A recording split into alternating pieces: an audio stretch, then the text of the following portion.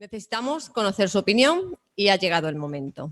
Hoy contamos con 5 jóvenes, 2 universitarios, 2 estudiantes de FP y un alumno de cuarto de la ESO. Ellos son María Méndez Merino, estudiante de ADE y Derecho en la Universidad de Extremadura y trabajadora para el programa de Badajoz Emprende del Ayuntamiento de Badajoz. Hernán Álvarez, estudiante de Comunicación Audiovisual y Periodismo y delegado del Consejo de Estudiantes de la Universidad de Extremadura. Roberto Herrera, estudiante de Promoción de Igualdad de Género del Ciclo Superior de Promoción del Bárbara de Braganza. Lucía Rasero, igualmente, también estudiante del módulo de Igualdad del Bárbara de Braganza. Y Fernando Serrano, estudiante de cuarto de la ESO y miembro del aula de debate de la Universidad de Extremadura. Este debate lo modera María García Sánchez, jurista y experta en género. Os dejo con ellos. Adelante, chicos.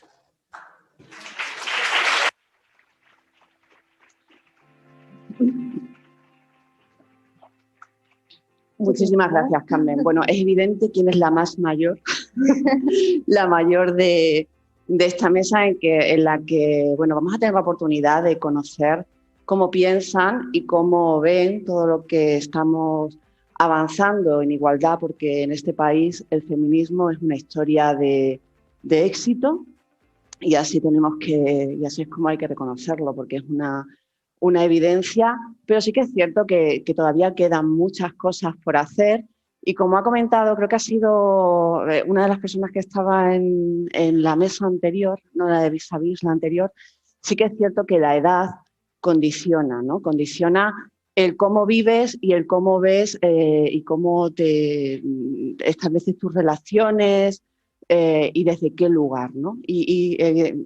Ellos y ellas son, bueno, aquí estamos desde la generación Z, yo soy generación X, está la generación Baby Boomer y la generación silenciosa. ¿Y cuál me queda? La I. Ah, y la I, vale. Y la I, desde nativos digitales y nativas digitales, inmigrantes digitales, analógicos y analógicas, y todo eso sí que evidentemente condiciona. Yo cuando, bueno, conocí que tenía la oportunidad de compartir este momento con vosotros y vosotras, sí que queríamos que eligieseis una frase y a una persona que fuese un referente sin decirles, bueno, que sea un referente en igualdad, porque si no parecía como que iba a ser muy preparado y vais a decir todo mujeres, cuando eso no es una realidad, ¿no? Que las mujeres siguen sin ser referentes porque no somos lo suficientemente visibles. Roberto, con sus 22 años, ha elegido como frase la de Simone de Beauvoir: gracias al trabajo, la mujer ha superado la distancia que le separaba del hombre. El trabajo es lo único que puede garantizar una libertad completa. Simone de Beauvoir no teletrabajó, porque si hubiese teletrabajado hubiese comprobado cómo la distancia no solamente no se ha cortado, sino que se ha incrementado. Y la persona que tú has elegido como referente es Mercedes Milá, como periodista, que ha roto muchos estereotipos. Lucía, a sus 20 años, ha elegido como frase: el feminismo no es repartirse el pastel entre ambos sexos, es hacer uno nuevo. Y tu referente es Gloria Steinem, que es periodista, feminista, activista y reconocida con el Princesa de Asturias. Fernando, con tus 16 años, 15 años, estudiante de cuarto de la ESO en el IES Castelar, ha elegido como frase: tu actitud puede cambiarlo todo. Y como referente a tu profesor Gonzalo Alonso, porque también eres miembro del aula de debate universitario de la UEX. María, con 25 años, estudiante de ADE y Derecho, también, como ha comentado nuestra compañera, que trabajas en el programa Badajoz Emprende, has elegido como frase, que es una pena nunca decir lo que se siente, de Virginia Woolf. Y tu referente es tu abuela Alejandra. Qué bonito. Y Hernán, es tu edad, que eso no lo tengo.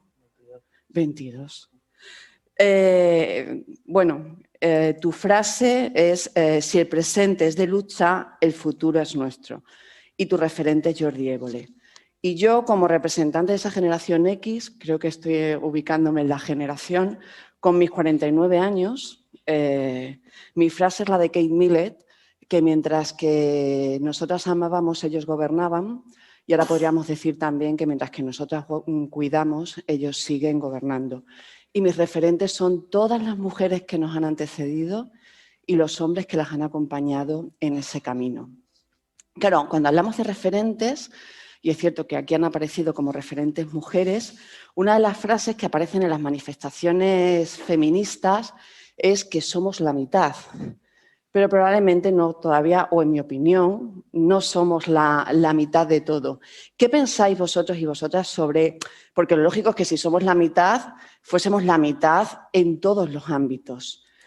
Y la realidad es que seguimos sin tener esa representatividad, que no estamos en ese relato universal y que las mujeres siguen apareciendo como una anomalía en muchos ámbitos. Las 50 mujeres en industria, en empresas, en el IBEX 35, seguimos apareciendo como una anomalía. Yo creo que no somos la mitad, nos queda mucho, pero vosotros y vosotras, ¿qué pensáis? ¿Representamos esa mitad? Cuando veis el ámbito social, el panorama político, cuando aparecen empresarios y empresarias, ¿qué es lo que aparece mayoritariamente? Claramente. Hola, hola. Venga. Hola, hola. Perfecto. Hola, ¿se escucha? Se escucha, Sí, perfecto. Ahora sí. Claramente todavía no somos la mitad en todo. Dudo que algún día lleguemos a ser la mitad en todo, pero cabe destacar una frase en una simulación que fui en Jarandilla La Vera, que nuestra presidenta en la simulación era una mujer y le comenté, estoy orgulloso o es un honor que sea una mujer la presidenta. Y me respondió comentando que ojalá aquel día que no sea un honor que una mujer sea presidenta. Claro, que eso no sea una anomalía. ¿Qué pensáis? Pues se me escucha bien, ¿no? Sí, perfectamente. Yo creo que en los puestos de poder, como hemos estado viendo a lo largo de la mañana, no hay esa paridad de género que haya un 50-50, ¿no? Porque como hemos estado exponiendo, al fin y al cabo los puestos de poder, porque a quien se educa para que llegue a esos liderazgos es a los hombres, ¿no?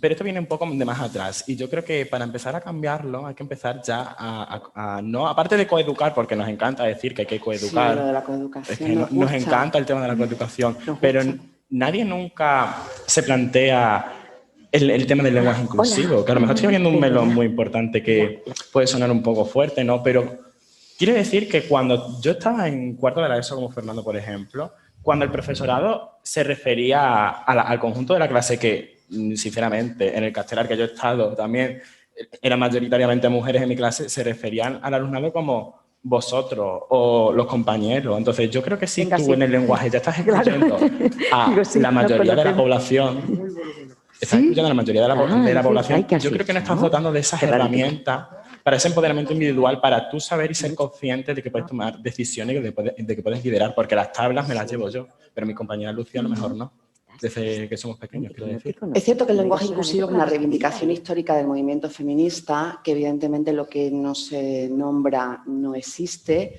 que es cierto que también transforma, pero nos encontramos con que además en los últimos tiempos también hay como un discurso negacionista del COVID y también negacionista de lo que todavía se tiene que trabajar en igualdad o que parece que lo tenemos todo logrado. Y te encuentras, bueno, pues con que se ridiculiza todo lo relacionado con el lenguaje, el Ministerio de Igualdad aprueba un protocolo contra el acoso sexual y por razón de sexo en las empresas y aparecen un montón de memes haciendo burla de todo eso.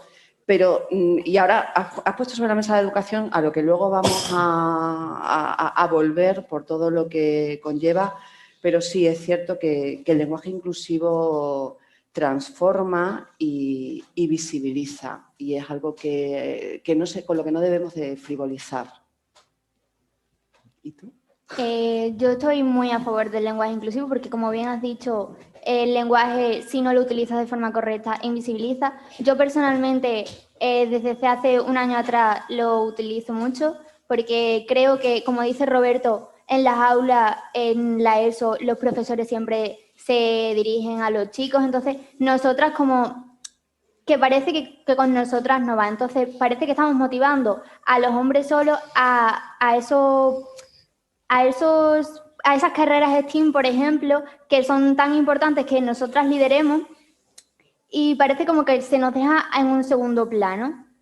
Y yo creo que el lenguaje, aunque no sea el foco principal del feminismo, es muy importante desarrollarlo. Y Sí, siempre está muy ligado. Hola, ahí. Siempre está muy ligado la forma en la que piensas con la que hablas. Estoy de acuerdo con Lucía. Y sobre lo de somos la mitad de todo, tú cuando, bueno, pues consumes programas, lo que son los medios de comunicación, ¿ves que hay una presencia femenina representativa de lo que suponemos en la población? pues dependiendo por ejemplo, el programa que queramos ver, ¿no? Si estamos viendo, por ejemplo, un debate, pues generalmente hay paridad, por así decirlo, aunque siempre suele haber más representación masculina. Y cuando, por ejemplo, si queremos ver, por ejemplo, programas de prensa rosa, ahí no hay tanta paridad. Y creo que no se nos está representando de forma paritaria. Muy bien. Yo quería hacer un comentario sobre lo que habéis dicho del negacionismo. Has dicho, igual que hay negacionistas del COVID, hay negacionistas de Esos eran anteriores, los de la desigualdad venían de antes. Los de la desigualdad. Sí. Yo cuando me invitaron... Los de la igualdad, perdón, esos llevan un montón. Cuando me invitasteis, me paré a pensar y dije, bueno, hay mucha gente, mayor principalmente, pero gente de nuestra edad también, que dice, no, ya hay igualdad total, ya hay igualdad real, porque la ley dice que somos iguales, entonces todas somos iguales. Yo pensé en que yo me he visto en diferencia con las chicas de mi edad. Y me vino a la cabeza un ejemplo muy importante y creo que se entiende perfectamente. Yo nunca he tenido miedo, lo comentamos la otra vez cuando estuvimos preparando esto, yo nunca he tenido miedo yendo por la calle.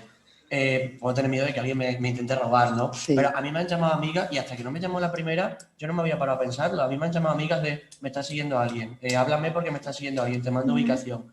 Eso es bastante fuerte y es algo que tenemos normalizado y si todos tenemos amigas, la gran mayoría lo han sufrido, que te grite algún imbécil desde un coche, ¿quién te ha preguntado? O sea, creo que eso afecta al final porque en el momento que todo el tiempo tienes que estar pendiente de esas cosas, claro que afecta a la hora de llegar a puestos de poder, porque tienes una presión que nosotros no tenemos. Yo no me tengo que preocupar ni por cómo voy vestido, ni por qué calle voy, o sea, sí, pero no con el mismo sentido. Entonces, claro. Eso creo que es importante porque creo que tiene mucha relación con todo lo demás. Esa inseguridad colectiva con la que nos educamos las mujeres, con las que convivimos desde la infancia, que te están diciendo ten cuidado, no te pongas, o sea, siempre en el ten cuidado y en el miedo, además de lo inmediato de que tengas que llamar a una persona, dar tu ubicación o que salgan aplicaciones hasta para las peregrinas del Camino de Santiago, implican cómo tú te mueves por la ciudad, ¿no? Cómo te ves limitada a la hora de desplazarte. Claro, habéis mencionado la educación, ¿no? Otra de las frases que podéis con las que convives cuando estás en las manifestaciones, esta vez era una manifestación del 2018, el 8M en Madrid. Ni princesas indefensas ni machitos violentos. Una educación feminista para cambiarlo todo. Con el foco que ponemos en la educación como la solución a todo. Yo sí que puedo afirmar que mi educación no fue igualitaria, porque en eso, cuando yo tenía vuestra edad, nos hablaba de coeducación y de educación igualitaria, con todo lo que eso conlleva. Claro, posteriormente se aprueba la Ley Orgánica 2007, en el 2004 la de violencia de género, se obliga a incorporar la igualdad como principio en todo lo que es el ámbito educativo. Pero bueno, vosotros y vosotras que sois más jóvenes y estáis en el ámbito educativo, ¿podríais decir que vuestra educación, en la educación formal, no se siguen reproduciendo los sesgos de género con los que yo he convivido? Y yo y muchas de las personas que estamos aquí. Creo que hay una expectativa social considerablemente menor que hace 40 años, pero creo que sigue habiendo una expectativa social de cómo tienes que ser como hombre, el constructo de la masculinidad y el constructo de la feminidad, y creo que también hay como mucha plumofobia, ¿no? y una asociación entre la feminidad en un hombre y ser homosexual, por ejemplo. Creo que en ese aspecto hay mucha presión social. O sea que en la educación ahora mismo no se sigue educando en el respeto a la diferencia. No, a ver, en los centros educativos, por supuesto que sí. En los centros educativos, por supuesto que se... En los centros educativos, por supuesto que se educará en paridad, ¿no? Y se educará de una forma igualitaria, pero yo estoy hablando en la sociedad como conjunto y en lo que se espera que hagas. Sí, en cómo se construyen las identidades masculinas y femeninas todavía hoy. Sí. Yo quiero añadir algo a lo que ha dicho Fernando. Con respecto a la educación que se nos da desde que somos pequeñitos, creo que ponemos muchos recursos, muchos esfuerzos en proteger a la mujer, a la figura de la mujer, ¿no? En educar a la mujer a lo que puede decir, lo que puede llevar, lo que puede hacer, pero no se educa al hombre, ¿vale? Al hombre no se le educa en feminismo. Estamos empleando muchísimos recursos, tiempo, dinero, energía en proteger a la figura de la mujer, en que esté acompañada, pero no le decimos al hombre que no pasa nada por expresar sus sentimientos, por llorar, por vestir como quiera, por liberarse, digamos, de ese constructo social de masculinidad en el que ha crecido. Entonces, tú propones que se incorpore la perspectiva de género, la igualdad como principio y, por supuesto, el feminismo en lo que es el ámbito educativo, ¿no? Con respecto a los hombres, creo que hay una carencia fuerte en el movimiento feminista, ¿no? Nos apoyamos mucho entre mujeres, nos acompañamos, ¿vale? Sí. Sobre todo es un proceso de acompañamiento, pero no se educa al hombre, ¿vale? Yo creo que el feminismo no es algo, es un movimiento social como tal, que incluye a hombres y a mujeres, y nos lo estamos quedando un poco para nosotras, cuando al final no estamos en situación de cerrar puertas y de negar una ayuda, ¿no? Bueno, hay grandes aliados del feminismo ya y cada vez son más. Yo creo que es importante en la educación tener referentes y tener referencia.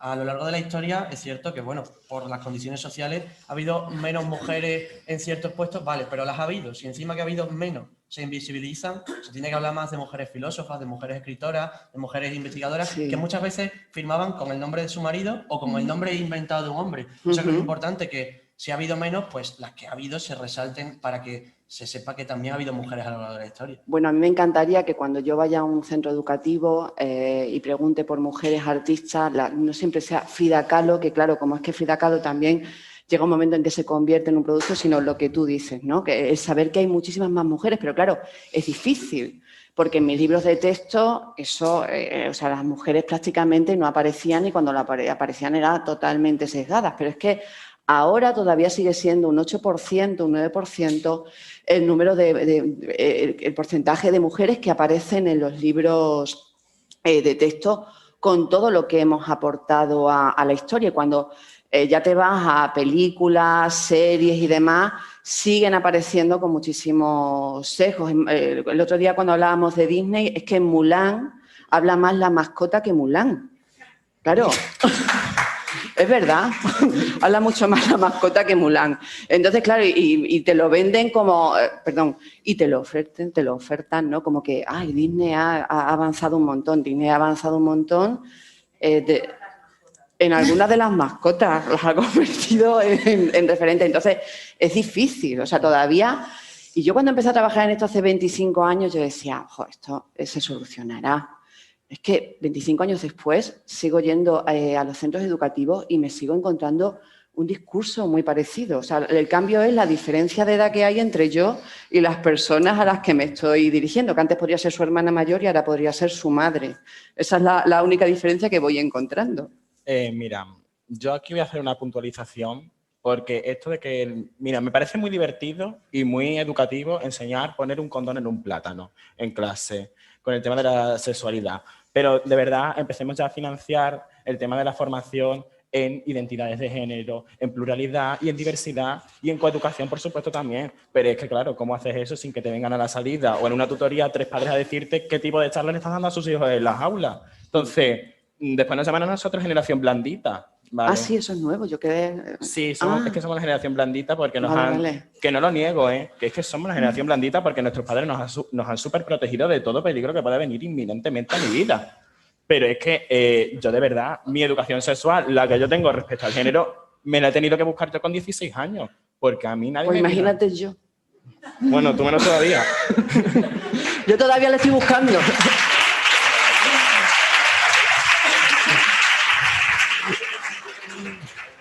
Pero bueno, que...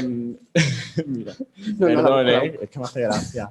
Pero de verdad que, como digo, súper divertido el tema de que nos dé una charla sobre la menstruación, pero que alguien me diga y me dé una charla acerca de diversidad sexual, porque de verdad, menudo problema endémico el desarrollo de las TICs que nosotros, nuestra generación, y no voy a poner una medalla porque me parece un horror, hemos aprendido a usar esas TICs, después las hemos enseñado a la gente adulta a pie de calle, ¿no? Pero es que nadie nos está limitando, porque en verdad, yo empecé a usar 20 con 13 años, y a mí nadie me puso un control parental sobre el uso que yo tenía que hacer en este caso, de mi BlackBerry que me compré, ¿no? Y yo me podía... Que no lo hice, yo concretamente no lo hice, pero me podía meter perfectamente en una página pornográfica, ¿no? Bueno, de hecho, ahora los datos nos dicen que los niños están accediendo a la pornografía con 8 años. Entonces, si el rol y el estereotipo a través sexual, de los dispositivos móviles. Si el rol y el estereotipo sexual y lo que hay que hacer y lo que está bien visto va a ser un vídeo pornográfico de Nacho Vidal, es que yo me echo las manos a la cabeza, sinceramente, porque esa normalización de que vamos por la calle y ya las noticias que están saliendo de las manadas, esto es que lo debatimos mucho en clase, porque es que realmente se vacila y se hace burla y se hace gracia y se normaliza que los hombres de cortas edades ya empiecen a consumir este tipo de contenido que a mí me parece especialmente peligroso. Entonces, por favor, a la clase política que está aquí, que no sé si hay ahora mismo, que empiece a tomar nota de invertir en educación afectivo-sexual en las aulas. Bueno, es que eso es lo que os iba a preguntar.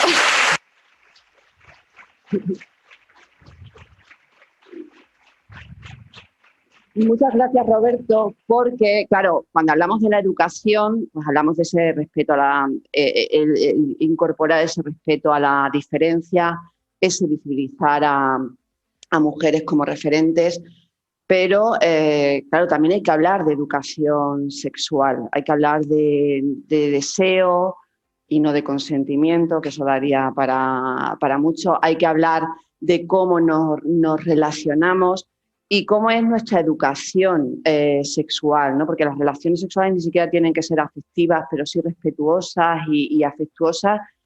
Yo y muchas de las personas que estamos aquí, desde luego, no tuvimos esa oportunidad de ser educadas y educados en una sexualidad respetuosa, igualitaria con otras personas, contigo misma, porque es que parece como que siempre estás mirando hacia afuera y también es muy importante el concepto de sexualidad y la poca información que adquirí ya a una edad adulta casi siempre ha estado centrada en prevención de embarazos no deseados, prevención, o sea, cómo no transmitir enfermedades de transmisión sexual.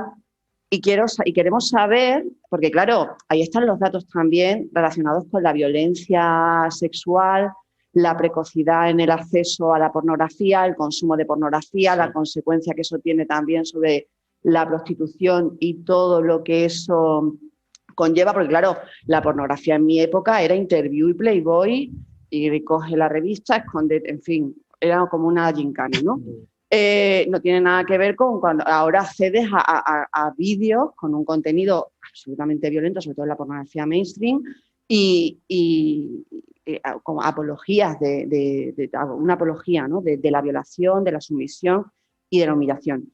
¿Habéis recibido educación sexual? Yo afortunadamente, en mi instituto no solo vimos las GTS, que es como lo típico que se suele ver en los institutos, te dan una charla sobre las GTS, enfermedades de transmisión sexual, te enseñan a poner un condón y a las niñas les enseñan lo que es la regla. Nosotros fuimos un poquito más allá, pero sigue siendo escasa. También me gustaría puntualizar que pienso que la educación sexual lo que está disminuyendo es la discriminación. Cuando a ti te están enseñando que hay otros tipos de familia, que te puedes sentir atraído hacia otro tipo de personas o que incluso te puedes identificar con otro tipo de persona, creo que es muchísimo más probable que luego generes empatía. Y generes empatía y no discrimines en la calle cuando ves a dos mujeres besándose, por ejemplo. Muchas gracias.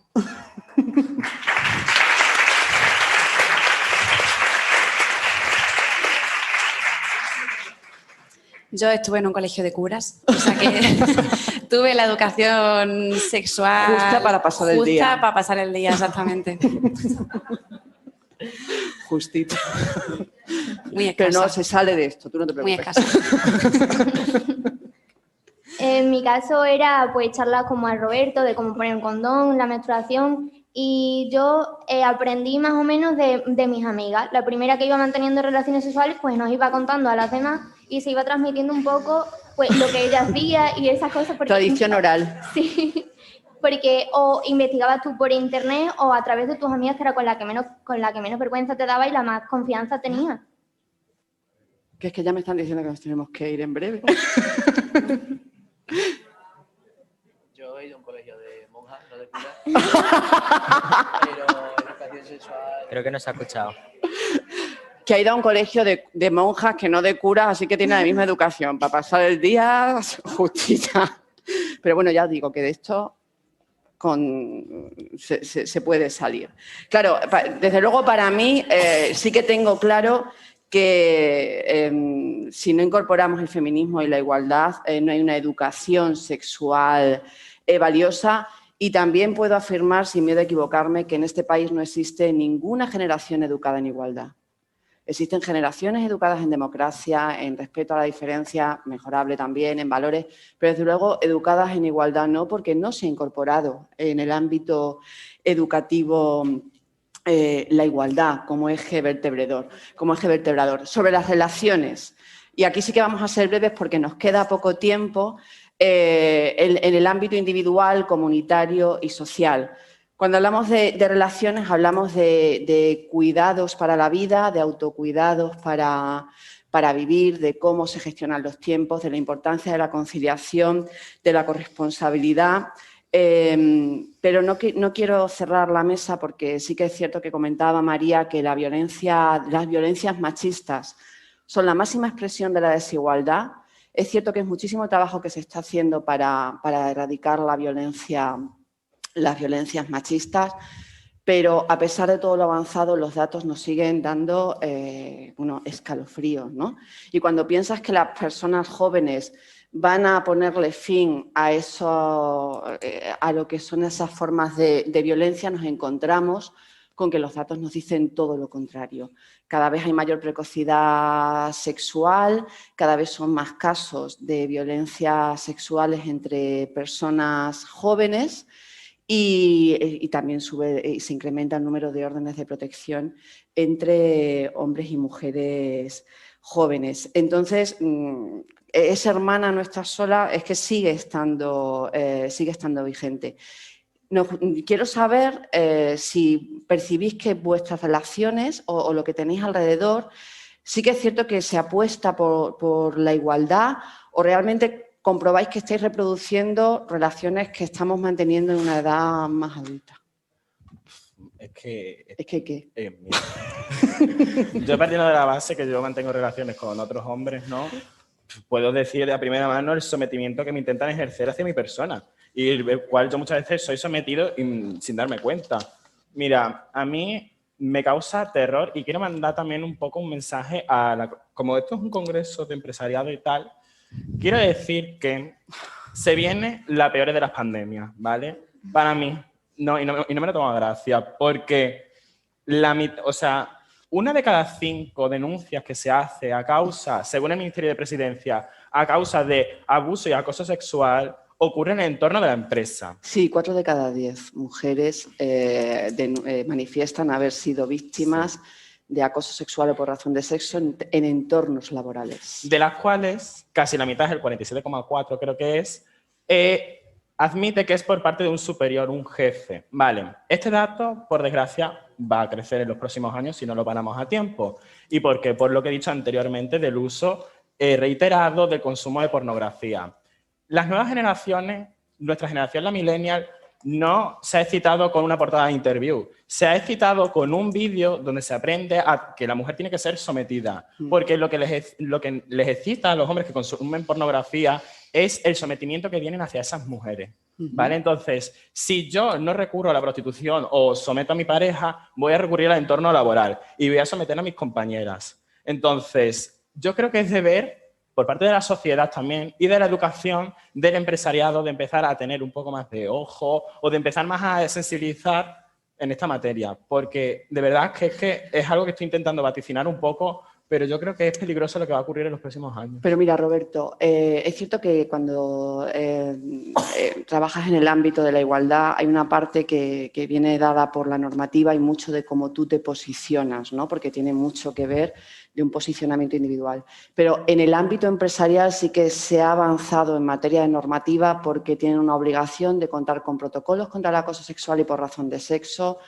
Los reales decretos les obligan a contar con planes de igualdad y puedes llegar por compromiso o por obligación, pero sí que ya están las herramientas a disposición de las organizaciones laborales para crear espacios laborales sin violencia o igualitarios. Así que, para tu vaticinio, decirte que contamos con herramientas y que son cada vez más las empresas que están apostando por la igualdad como valor y no como coste. Venga. Una pequeña puntualización acerca de eso que acabas de decir, María. Es cierto que a día de hoy cada vez son más el número de empresas que se suman a estas políticas en materia de igualdad de género, ¿no? Pero no sirve de nada que al final se quede sobre el papel esa norma interna cuando en una mesa redonda o al pedir opinión, ¿vale?, para tomar una decisión que comprometa el futuro de la empresa, no se tiene en cuenta o se tiene menos en cuenta la opinión de esa figura femenina, sí, ¿vale? O se le escucha por respeto, pero bueno, luego es como sí, es una opinión más, pero no creo que realmente sea efectiva. Bueno, eso lo cuenta muy bien, ahora mismo no recuerdo a la autora, ¿no? Hombres que me explican cosas. O sea, ese posicionamiento que tienes muchas veces en el ámbito laboral. Yo sí que confío en la efectividad de la norma porque es mucho más de lo que teníamos antes del 2007. Es cierto que lo importante de un plan de igualdad no es el documento, sino el proceso, pero ahora mismo son las herramientas con las que contamos, aparte de ese posicionamiento, ¿no?, personal e individual. Por supuesto, el feminismo es lo que ha fomentado, propiciado y está revolviendo, ¿no?, todos los cimientos de la desigualdad, que son, como dice Amelia Valcárcel, las raíces del patriarcado son muy profundas y muy largas. El feminismo realmente no cuestiona las decisiones individuales que toman las mujeres, sino cuáles son las razones que nos obligan a tomarlas. Brevemente, ¿qué percepción tenéis del movimiento feminista y cuál es el papel de los hombres en el movimiento feminista? Pues... brevemente, que ya sí que... Sí, muy breve voy a ser. Sí. Yo me posiciono a un lado. Ellas van a correr para que yo pueda andar, quiero decir. Todas las mujeres que estaban aquí presentes van a estar luchando para conseguir esa igualdad de derechos y de oportunidades, ¿no? Yo, como ya lo tengo, y lo tengo como privilegio, no tengo que lucharlo para mí. Yo tengo que acompañar, ¿no? Entonces, en este caso sí que me posiciono como alianza. Claro, es que...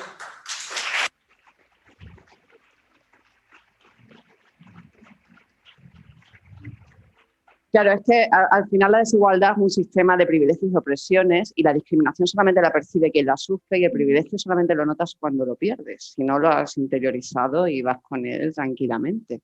Gracias. No. Efectivamente, yo pienso igual que Roberto, es decir, quien tiene que tomar la voz cantante es la mujer, pero siempre tenemos que tener en cuenta que, si nosotras solo queremos hacer luchar por nosotras, estaríamos dejando de lado otra vez a otra parte de la sociedad, entonces estaríamos dándonos los privilegios a nosotras y quitándoselos a ellos. Entonces no estaríamos construyendo una sociedad igualitaria, estaríamos luchando solo por nosotras. Muchas gracias.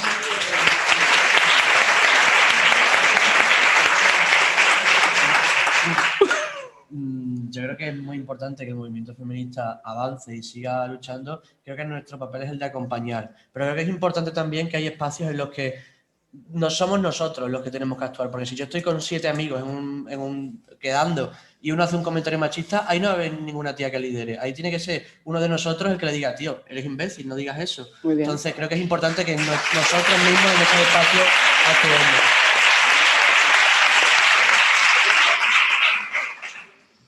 Yo pienso que el hombre es fundamental en el movimiento feminista y pienso que tendría que tener una relevancia casi igual a la de la mujer, porque si hay un colectivo que está siendo oprimido por otro colectivo que está oprimiendo, si no cambiamos el opresor, el oprimido va a seguir oprimiendo, el oprimido va a seguir oprimido, una redundancia.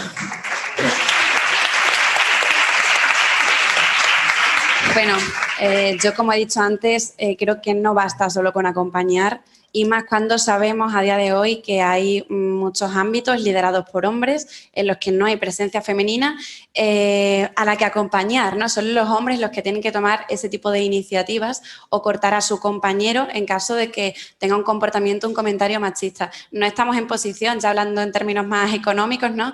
de decir que no. O sea, al final toda ayuda es buena, no se plantea bien el panorama de futuro, aunque creamos que sí. Y yo creo que esto es un movimiento social en el que obviamente la protagonista es la figura femenina de la mujer, pero que no nos basta solo con que nos acompañéis, ¿vale? Y esto ya es un mensaje para los hombres. Os necesitamos no solo al lado, sino luchando con nosotras para combatir este tipo de pensamiento, ¿no? Que ya forma parte, esperemos, empieza a formar parte del pasado. Estamos bien.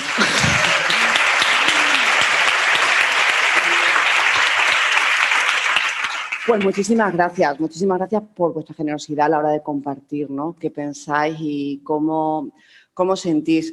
Es cierto que cuando se habla de las personas jóvenes se habla de futuro, realmente sois presentes y construís igualdad y también muchas veces desigualdad. Paulo Freire decía que no es la educación lo que cambia el mundo, sino que la educación transforma a las personas que cambian el mundo. Y yo tengo el convencimiento, y muchas de las personas que están aquí, que las personas que van a transformar el mundo son feministas.